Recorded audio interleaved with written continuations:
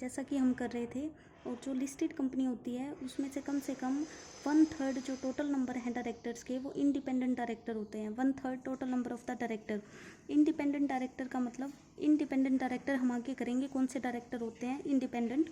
जैसे कि independent director वो होते हैं जो ना तो मैनेजिंग डायरेक्टर होते हैं, जिनका कंपनी के साथ किसी तरह का फाइनेंशियल रिलेशन नहीं होता, मतलब अपनी फीस के अलावा किसी तरह के ना तो उनके पास कंपनी के शेयर होते हैं, ना कंपनी के साथ कोई और फाइनेंशियल रिलेशन होता है, वो इंडिपेंडेंट डायरेक्टर होते हैं।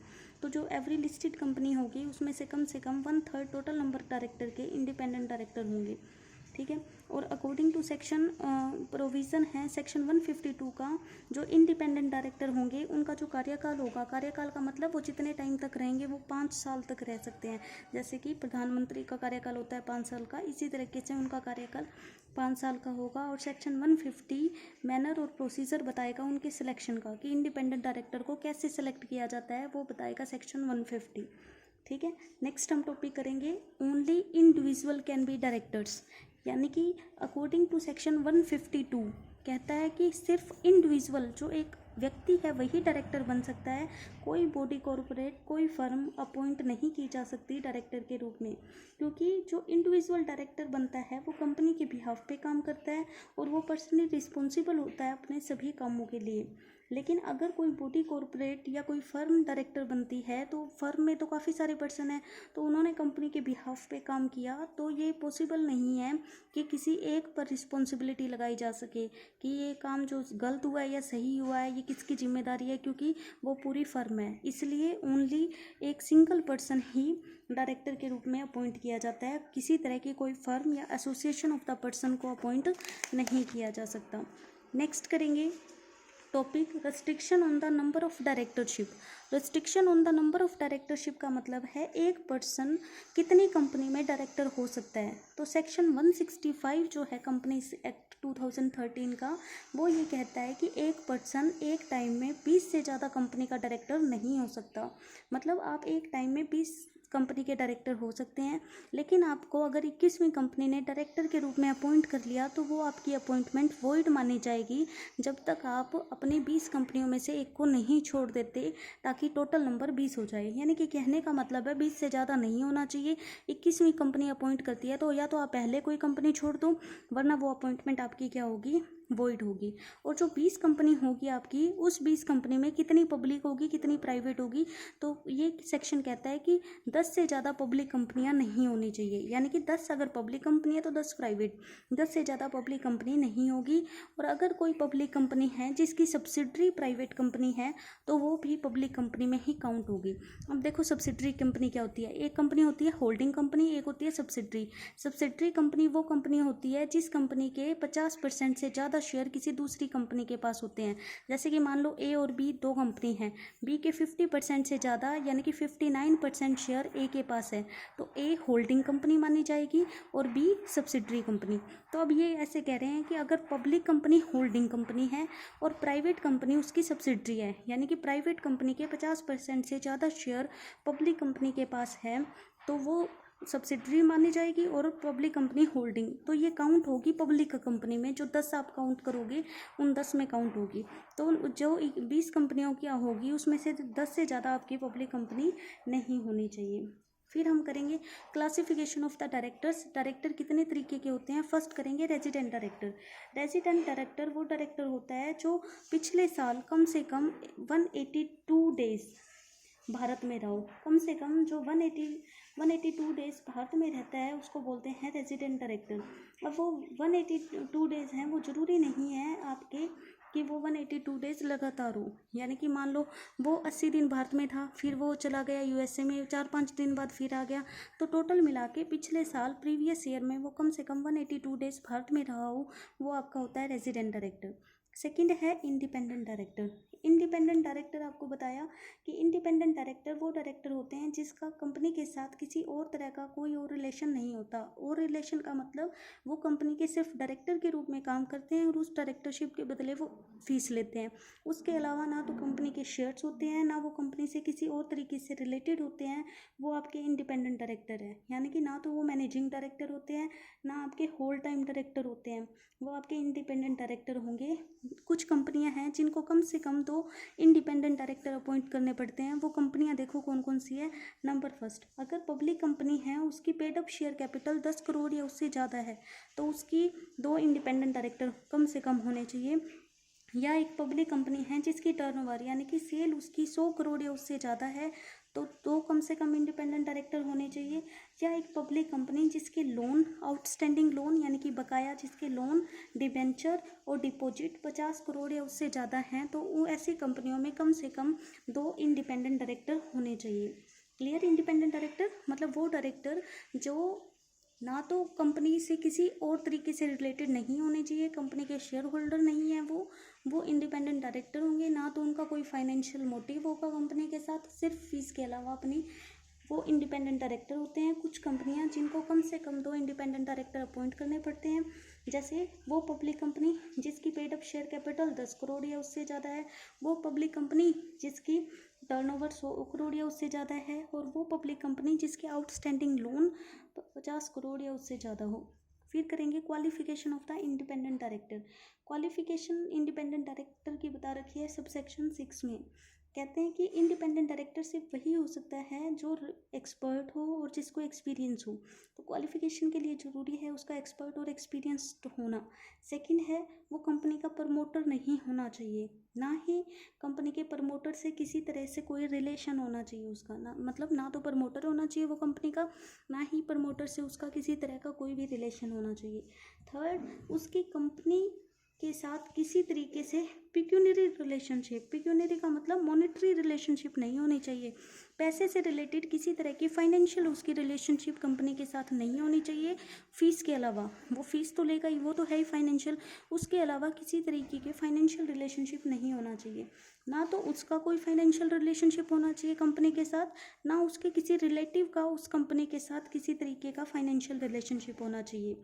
फिर वो कंपनी में ना तो कोई मैनेजरियल पोस्ट पे काम करता हो, मतलब ना तो उसने किसी तरह की कोई मैनेजरियल मैनेजमेंट में किसी तरह की पोस्ट ले रखी हो, ना वो कंपनी में किसी तरीके से एम्प्लॉय के रूप में रहा हो, मतलब वो पिछले 3 साल उसी कंपनी में एम्प्लॉय के रूप में ना रहा हो। ना तो वो, ना उसका कोई रिलेटिव, ना वो और उसके रिलेटिव के पास 2% वोटिंग पावर भी नहीं होनी चाहिए। मतलब ये चीज़ें नहीं होनी चाहिए। कहने का मतलब है वो या उसका रिलेटिव ना तो कोई मैनेजरियल पोस्ट पे रहा हुआ होना चाहिए, ना ही वो कंपनी का एम्प्लॉय होना चाहिए। मतलब 3 फाइनेंशियल ईयर से, आज वो इंडिपेंडेंट डायरेक्टर बनने जा रहा है तो पिछले 3 साल काउंट करो, अगर उसमें वो उसका एम्प्लॉय नहीं है तो वो इंडिपेंडेंट डायरेक्टर बन सकता है। ना वो और उसके रिलेटिव ने मिल के 2% से ज़्यादा शेयर वोटिंग पावर ली हो किसी कंपनी की, तो ऐसा नहीं होना चाहिए, वो बन सकता है क्वालिफिकेशन के लिए। ठीक है? एक्सपीरियंस्ड होना चाहिए, प्रमोटर नहीं होना चाहिए, ना ही प्रमोटर से रिलेटेड होना चाहिए, ना ही उसकी फाइनेंशियल या मॉनेटरी रिलेशनशिप होनी चाहिए कंपनी के साथ, ना ही उसके रिलेटिव की रिलेशनशिप होनी चाहिए, ना उसने और उसके रिलेटिव ने कोई मैनेजमेंट की पोस्ट पे काम किया होना चाहिए उस कंपनी में, ना ही एम्प्लॉय होने चाहिए वो पिछले 3 सालों से, ना ही वो और उसके रिलेटिव ने 2% से ज़्यादा कंपनी के वोटिंग पावर ऑन की होनी चाहिए, यानी कि नहीं होनी चाहिए उनके पास। फिर हम करेंगे term of office of the independent director, यानी कि इंडिपेंडेंट डायरेक्टर का कार्यकाल क्या होगा। According to the companies act 2013, एक इंडिपेंडेंट डायरेक्टर 5 साल बना रह सकते हैं, मतलब वो 5 साल तक अपनी पोस्ट पे रह सकता है। उसके बाद उसको रीअपॉइंटमेंट भी किए जा सकता है, यानी कि दोबारा नियुक्ति की जा सकती है स्पेशल रेजोल्यूशन पास करके, विशेष प्रस्ताव पास करके। यानी कि जब वो नियुक्त किया जाएगा तो उसकी जो कार्य अवधि होगी वो 5 साल होगी। 5 साल खत्म होने के बाद उसको दोबारा अपॉइंट किया जा सकता है, नियुक्त किया जा सकता है, लेकिन कंपनी को एक विशेष प्रस्ताव पास करना पड़ेगा। कोई भी इंडिपेंडेंट डायरेक्टर 2 टर्म से ज़्यादा नहीं बना रह सकता। 2 टर्म से ज़्यादा का मतलब वो 2 बार लगातार इंडिपेंडेंट डायरेक्टर रह सकता है 5-5 साल के लिए, यानी कि टोटल 10 साल के लिए। एक बार इंडिपेंडेंट डायरेक्टर रहा, फिर अब दोबारा अपॉइंट करना है तो स्पेशल विशेष रेजोल्यूशन पास किया, विशेष प्रस्ताव पास करके एक और टर्म के लिए, यानी कि 5 साल के लिए फिर बना लेती है। उसके बाद वो नहीं बना जा सकता। लेकिन अगर उसके बाद भी उसको बनना है तो क्या होना चाहिए, 10 साल जैसे वो रहा, 3 साल तक, कम से कम 3 साल तक वो कंपनी से रिलेटेड नहीं होना चाहिए, यानी कि उन 3 सालों में वो कंपनी के साथ किसी तरीके से काम करता हुआ नहीं होना चाहिए। 3 साल वो कंपनी से बिल्कुल डिस्कनेक्ट हो जाएगा। उन 3 साल के बाद जब चौथे साल में आएंगे फिर वो दोबारा अपॉइंट किया जा सकता है। ठीक है? मतलब नॉर्मली 5 साल के लिए अपॉइंट किया जाएगा, लेकिन विशेष प्रस्ताव पास करके उसका 5 साल और बढ़ाया जा सकता है। 10 साल हो गए, अब उसको और दोबारा रीअपॉइंट करना चाहते हैं तो ऐसा नहीं होगा, क्योंकि पहले 3 साल का गैप आना चाहिए। 3 साल के गैप में वो कंपनी से किसी तरीके से रिलेटेड नहीं होना चाहिए, यानी कि वो कंपनी में एम्प्लॉयज़ डायरेक्टली इनडायरेक्टली किसी भी रूप में काम नहीं करता हुआ होना चाहिए। और फिर 3 साल के बाद फिर उसको दोबारा बनाया जा सकता है। नेक्स्ट करेंगे code of conduct for independent director. Code of conduct का मतलब रूल फंक्शन क्या होंगे, बिहेवियर कैसा होगा इंडिपेंडेंट डायरेक्टर का। तो इंडिपेंडेंट डायरेक्टर को ऐसे काम करना है कि वो सारे जो शेयर होल्डर्स हैं, कंपनी के सारे शेयर होल्डर्स हैं, माइनॉरिटी होल्डर्स हैं, उनके इंटरेस्ट में काम करना है। किसी तरीके का अगर मैनेजमेंट में या शेयर होल्डर में किसी तरीके का कोई विरोध उत्पन्न होता है, कन्फ्लिक्ट, कोई झगड़ा होता है, तो वो उसको सॉर्ट आउट करने का काम करेगा। मैनेजमेंट की परफॉर्मेंस कैसी है उसको एनालाइज करेगा। सभी इंटरेस्ट को मैनेज करेगा, जैसे शेयर होल्डर कुछ चाहते हैं, क्रेडिटर कुछ चाहते हैं, डायरेक्टर कुछ चाहते हैं, तो उनके इंटरेस्ट को मैनेज करेगा। मतलब किसी तरीके का कोई झगड़ा नहीं होने देगा। ये उसका कोड ऑफ कंडक्ट या उसका रूल या फंक्शंस होंगे। नेक्स्ट करेंगे रेम्यूनरेशन ऑफ इंडिपेंडेंट डायरेक्टर। उसको तनख्वाह किस रूप में देंगे, उसको किसी तरह से कोई भी कंपनी के शेयर नहीं दिए जाएंगे। उसको जो मिलेगी वो मिलेगी सिटिंग फीस। सिटिंग फीस का मतलब एज ए डायरेक्टर जो फीस बनती है, जो तनख्वाह बनती है, वो मिलेगी। और अगर वो कोई मीटिंग अटेंड करता है और उस मीटिंग में जाने आने का खर्चा करता है, तो वो खर्चा उसे वापस कर दिया जाएगा। और प्रॉफिट में कमीशन दे दिया जाएगा कंपनी के प्रॉफिट में। इसके अलावा किसी तरीके का कोई और हिस्सा नहीं मिलेगा, कोई भी शेयर्स नहीं दिए जाएंगे। फिर है liability of an independent director. Liability क्या होगी, अगर उसने कोई इस तरीके का काम किया है जो उसकी नॉलेज से हुआ है, उसकी सहमति से हुआ है, लेकिन वो गलत काम हो गया है, तो उसके लिए वो लाइबल होगा। यानी कि उसने किसी तरह की भूल कर दी है, किसी तरह का गलत काम हो गया है, लेकिन वो उसकी सहमति से हुआ है और उसकी नॉलेज में था कि ये गलत काम है, तो वो पनिशेबल होगा। नेक्स्ट करेंगे small shareholder director. Small shareholder director क्या होते हैं, पहले तो हम देखते हैं स्मॉल शेयर होल्डर क्या होते हैं। स्मॉल शेयर होल्डर वो होते हैं जिनके पास 20,000 रुपये से ज़्यादा के शेयर्स नहीं होते, उसको बोलेंगे स्मॉल शेयर होल्डर। और जो स्मॉल शेयर होल्डर मिलकर जो डायरेक्टर को अपॉइंट करते हैं उसको बोलते हैं स्मॉल शेयर होल्डर डायरेक्टर। यानी कि प्रोविज़न है कि कंपनी जो लिस्टेड कंपनी होती है, एक लिस्टेड कंपनी, उसमें एक डायरेक्टर ऐसा हो सकता है जिसको स्मॉल शेयर होल्डर नियुक्त करेंगे। स्मॉल शेयर होल्डर नियुक्त करते हैं तो वो एक नोटिस देते हैं। नोटिस यानी कि 1000 शेयर होल्डर्स या 1/10 टोटल शेयर होल्डर के, जो कम होगा दोनों में से, वो स्मॉल शेयर होल्डर डायरेक्टर क्या करेंगे, वो अपॉइंट करने के लिए नोटिस देंगे कंपनी को।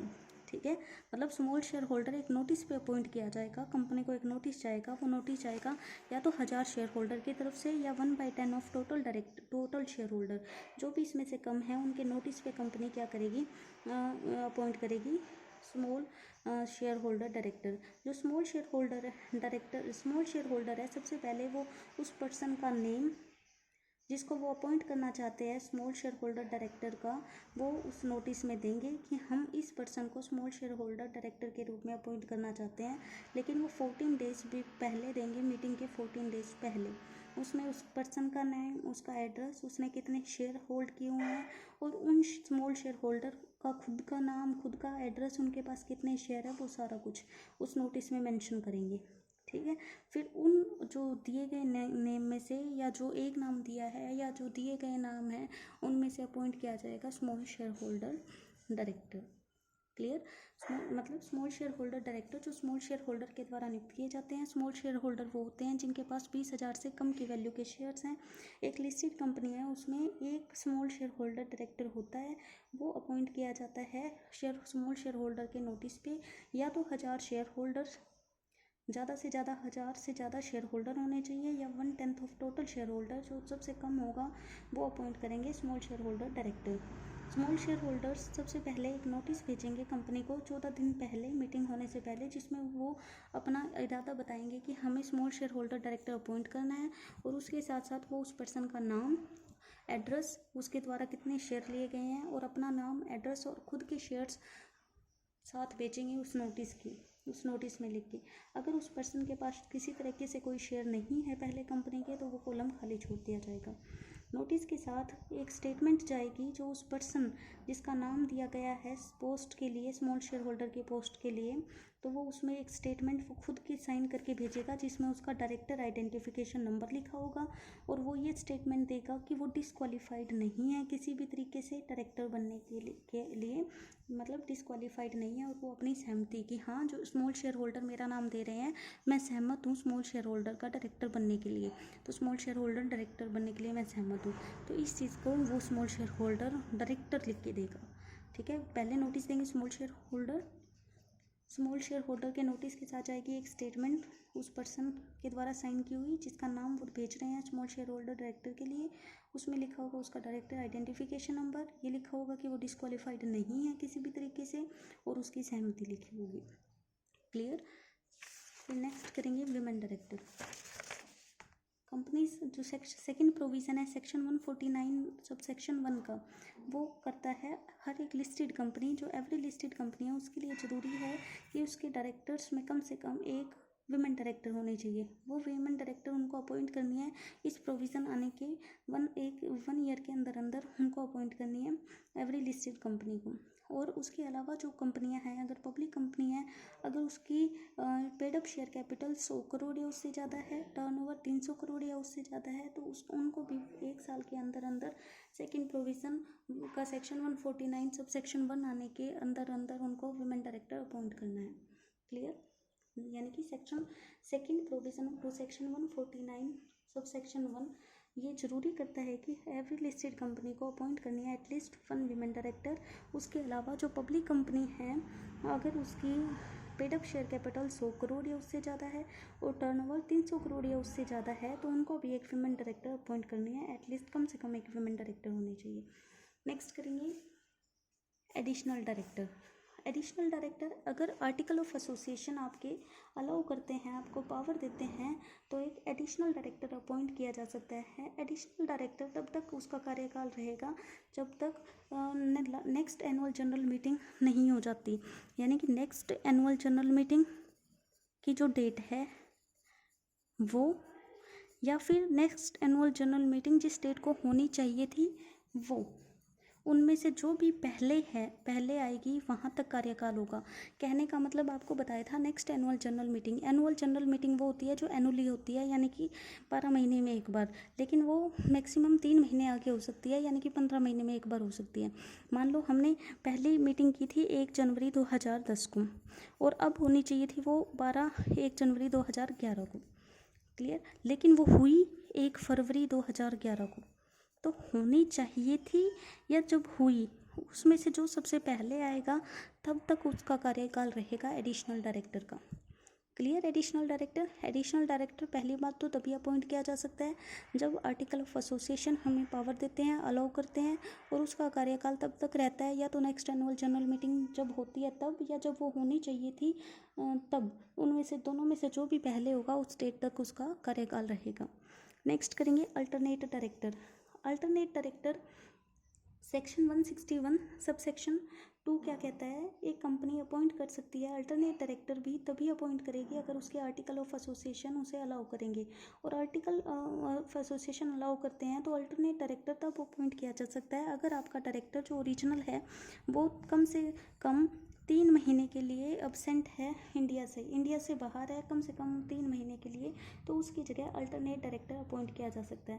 लेकिन अल्टरनेट डायरेक्टर का कार्यकाल ओरिजिनल डायरेक्टर के कार्यकाल से ज़्यादा नहीं होगा, यानी कि जैसे ओरिजिनल डायरेक्टर जो आपका मेन डायरेक्टर है ओरिजिनल, वो गया हुआ है बाहर इंडिया से, कम से कम उसको बाहर गए हुए को हो जाने चाहिए कम से कम 3 महीने, वो बाहर गया हुआ है तो उसकी जगह अल्टरनेट डायरेक्टर अपॉइंट किया जा सकता है। लेकिन जैसे ही अल्टरनेट डायरेक्टर आ जाएगा, जैसे ही ओरिजिनल डायरेक्टर वापस आ जाएगा इंडिया में, अल्टरनेट डायरेक्टर को हटा दिया जाएगा। क्लियर। नेक्स्ट करेंगे शैडो डायरेक्टर। देखो शैडो का मतलब वैसे छाया, शेडो डायरेक्टर वो डायरेक्टर होता है जो रियल में डायरेक्टर कंपनी का नहीं होता, लेकिन उसकी डायरेक्शन पे बोर्ड ऑफ डायरेक्टर सारे काम करते हैं, उसके कहने के अकॉर्डिंग काम करते हैं, वो होगा शेडो डायरेक्टर।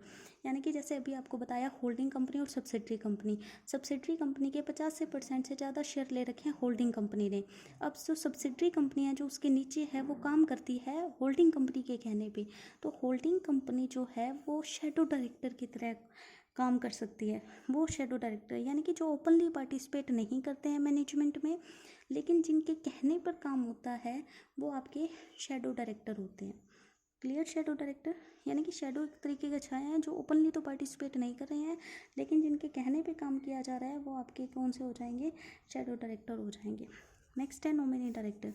नॉमिनी डायरेक्टर क्या होता है? नॉमिनी डायरेक्टर नॉमिनी अपॉइंट करना। जैसे नॉमिनी अपॉइंट करना का मतलब, नॉमिनी डायरेक्टर एक डायरेक्टर अपॉइंट किया जाता है बोर्ड ऑफ डायरेक्टर्स में, जो रिप्रेजेंट करता है किसी थर्ड पार्टी को मतलब जैसे कि फाइनेंशियल इंस्टीट्यूशन, बैंक होते हैं, बैंक ने किसी कंपनी को लोन दे रखा है, अब उस कंपनी के डायरेक्टर्स में वो एक अपना नॉमिनी अपॉइंट करेगा जो डायरेक्टर के रूप में काम करेगा, जो इसके इंटरेस्ट को ध्यान में रखेगा, यानी कि इस कंपनी में जो भी डिसीजन लिए जा रहे हैं वो इसके खिलाफ ना हो, इसलिए एक तरीके से इसका एक एजेंट के रूप में काम करेगा, वो वहाँ जो सारी इन्फॉर्मेशन रखेगा, वो होता है नॉमिनी डायरेक्टर। ठीक है, नॉमिनी डायरेक्टर जो बोर्ड ऑफ डायरेक्टर में कोई थर्ड पार्टी अपॉइंट करती है, वो थर्ड पार्टी के इंटरेस्ट के लिए काम करता है। थर्ड पार्टी मेनली वहाँ बैंक या फाइनेंशियल इंस्टीट्यूशन होते हैं जो कंपनी को लोन देते हैं। अब कंपनी को उन्होंने लोन दिया है, तो कोई भी उनके बोर्ड में ऐसा डिसीजन ना हो जो उस बैंक के खिलाफ जाए, इसलिए नॉमिनी डायरेक्टर अपॉइंट किया जाता है। क्लियर? नेक्स्ट करेंगे हम क्वालिफिकेशन ऑफ द डायरेक्टर।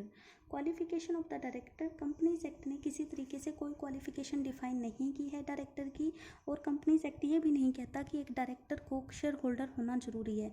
ये नॉर्मली माना जाता है जनरली कि डायरेक्टर शेयर होल्डर होता है, लेकिन ये ज़रूरी नहीं है, ये गलत है कि वो डायरेक्टर शेयर होल्डर होता है। जब तक आपके आर्टिकल कुछ नहीं कहते शेयर होल्डर डायरेक्टर का शेयर होल्डर होना ज़रूरी नहीं है, लेकिन आर्टिकल में कहा हुआ होता है कि शेयर होल्डर जो डायरेक्टर होंगे वो कुछ क्वालिफिकेशन शेयर्स लेंगे। क्वालिफिकेशन शेयर्स का मतलब 5 शेयर 10 शेयर वो उनके पास होना चाहिए जो डायरेक्टर हैं, इसलिए हम कह देते हैं कि डायरेक्टर शेयर होल्डर होते हैं। और डायरेक्टर जब डायरेक्टर अपॉइंट किए जाते हैं तो उनको देखो क्या करना पड़ता है। सबसे पहले डायरेक्टर्स के पास एक डायरेक्टर आइडेंटिफिकेशन नंबर होना चाहिए, तभी वो अपॉइंट किए जा सकते हैं।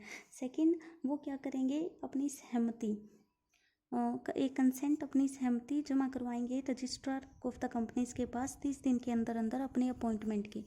With in 30 days of appointment वो सबमिट करेंगे एक कंसेंट, एक सहमति रजिस्ट्रार ऑफ कंपनी के पास कि हम डायरेक्टर के रूप में काम करने के लिए तैयार हैं। फिर थर्ड, वो साइन करेंगे मेमोरेंडम ऑफ एसोसिएशन को साइन करेंगे कि उन्होंने क्वालिफिकेशन शेयर्स ले लिए हैं और उसके लिए पेमेंट कर दी है। फिर वो एक रिटन अंडरटेकिंग मतलब एक अंडरटेकिंग फाइल करेंगे रजिस्ट्रार के पास कि उन्होंने क्वालिफिकेशन शेयर्स ले लिए हैं और उसकी जो पेमेंट बनती थी वो पेमेंट कर दी है। और फिर वो एक एफिडेविट फाइल करेंगे कि जो क्वालिफिकेशन शेयर्स जो उन्होंने लिए हैं वो उनके नाम पे ही रजिस्टर्ड हैं। ये उनकी रहेगी क्वालिफिकेशन। डायरेक्टर आइडेंटिफिकेशन नंबर होना चाहिए, एक कंसेंट देंगे 30 दिन के अंदर अंदर रजिस्ट्रार को, साइन करेंगे मेमोरेंडम को कि क्वालिफिकेशन शेयर्स ले लिए हैं और उनके लिए पेमेंट कर दी है। वही साइन एंड फाइल करेंगे रजिस्ट्रार के पास अंडरटेकिंग की क्वालिफिकेशन शेयर ले लिए हैं और पेमेंट कर दी है। और एक एफिडेविट देंगे रजिस्ट्रार को कि क्वालिफिकेशन शेयर्स उनके नाम पे ही रजिस्टर्ड हैं। फिर करेंगे डिसक्वालिफिकेशंस। डिसक्वालिफिकेशन देखो क्या डायरेक्टर की, सेक्शन 164 कंपनीज एक्ट 2013 कुछ सिचुएशन बताता है जिसमें एक पर्सन को डायरेक्टर के रूप में अपॉइंट नहीं किया जा सकता। वो देखो क्या सिचुएशन है। फर्स्ट है अनसाउंड माइंड। अगर वो पर्सन अनसाउंड माइंड का है तो वो डायरेक्टर के रूप में अपॉइंट नहीं किया जा सकता। सेकेंड, अगर वो दिवालिया है तो उसको डायरेक्टर के रूप में अपॉइंट नहीं किया जा सकता। अगर वो अपराधी है तो उसको डायरेक्टर के रूप में अपॉइंट नहीं किया जा सकता, यानी कि वो अपराधी है और उसको 6 महीने से ज़्यादा की सज़ा हुई है। ठीक है, तो 6 महीने से अगर उसको ज़्यादा की सज़ा हुई है, 6 मंथ हो गए, तो 6 मंथ की सज़ा होने के बाद जितनी सज़ा हुई है, सज़ा होने के बाद कम से कम 5 साल तक वो डायरेक्टर के रूप में अपॉइंट नहीं किया जा सकता। ठीक है, यानी कि मान लो 1 साल की सज़ा हुई, ठीक है, 1 साल की सज़ा होने के बाद वो डायरेक्टर के रूप में अपॉइंट नहीं किया जाएगा।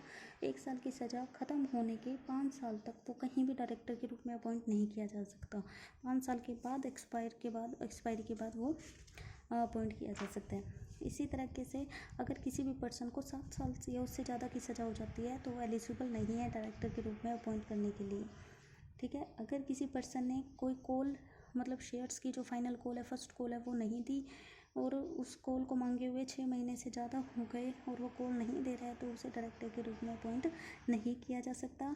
या ऐसे पर्सन को जिसने कोर्ट ने जिसको डिस्क्वालीफाई किया है कि ये डायरेक्टर के रूप में अपॉइंट नहीं किया जा सकता, उसे डायरेक्टर के रूप में अपॉइंट नहीं किया जाएगा। यानी कि इंसॉल्वेंट नहीं होना चाहिए, अनसाउंड माइंड का नहीं होना चाहिए, कन्विक्टेड अपराधी नहीं होना चाहिए वो किसी तरीके से, या फिर ऐसा पर्सन नहीं होना चाहिए जिसने कॉल की पेमेंट नहीं की है, या फिर कोर्ट ने उसको डिस्क्वालीफाई नहीं किया होना चाहिए। नेक्स्ट टॉपिक है डायरेक्टर आइडेंटिफिकेशन नंबर। आपको कहा कि डायरेक्टर की अपॉइंटमेंट के लिए ज़रूरी है उसके पास डायरेक्टर आइडेंटिफिकेशन नंबर होना, और डायरेक्टर आइडेंटिफिकेशन नंबर इशू करती है सेंट्रल गवर्नमेंट। जो कंपनी है उसको 15 दिन के अंदर अंदर डायरेक्टर आइडेंटिफिकेशन, अपने सारे डायरेक्टर्स के डायरेक्टर आइडेंटिफिकेशन नंबर जमा करवाने होते हैं रजिस्ट्रार के पास, ठीक है। लेकिन अगर कंपनी जमा नहीं करवा पाती है तो कंपनी को जो पनिशमेंट है वो 25,000 रुपीज़ से लेके 1 लाख रुपए तक का उसको जुर्माना लग सकता है। और अगर किसी तरह का ऑफिसर डिफ़ॉल्ट करता है, वो जमा नहीं करवाता, उस पर भी 25,000 से लेके 1 लाख रुपए तक का जुर्माना है। यानी कि डायरेक्टर आइडेंटिफिकेशन नंबर इशू करेगी सेंट्रल गवर्नमेंट, और कंपनी को 15 दिन के अंदर अंदर डायरेक्टर आइडेंटिफिकेशन नंबर उनको जमा करवाने पड़ते हैं रजिस्ट्रार के पास, ठीक है। एक डायरेक्टर के पास एक से ज़्यादा डायरेक्टर आइडेंटिफिकेशन नंबर नहीं होंगे। यानी कि हमने कहा एक डायरेक्टर 20 कंपनियों में डायरेक्टर हो सकता है, तो वो 20 कंपनियों में सेम डायरेक्टर आइडेंटिफिकेशन नंबर से काम करेगा और हर कंपनी में अपना डायरेक्टर आइडेंटिफिकेशन नंबर बताएगा।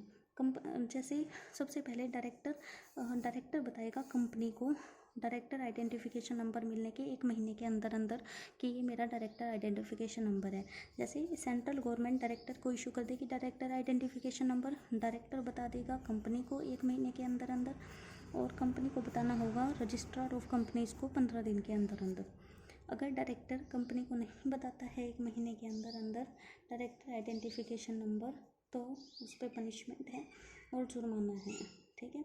और अब ये ज़रूरी है कंपनी के लिए कि वो अपने सारे डॉक्यूमेंट्स पे डायरेक्टर आइडेंटिफिकेशन नंबर मेंशन करे। अगर ऐसा नहीं करती है कंपनी या इंडिविजुअल, तो वो पनिशेबल है, जो कि वो इंडिविजुअल या डायरेक्टर पनिशेबल है 6 महीने तक की जेल है और 50,000 रुपीज़ तक का जुर्माना है।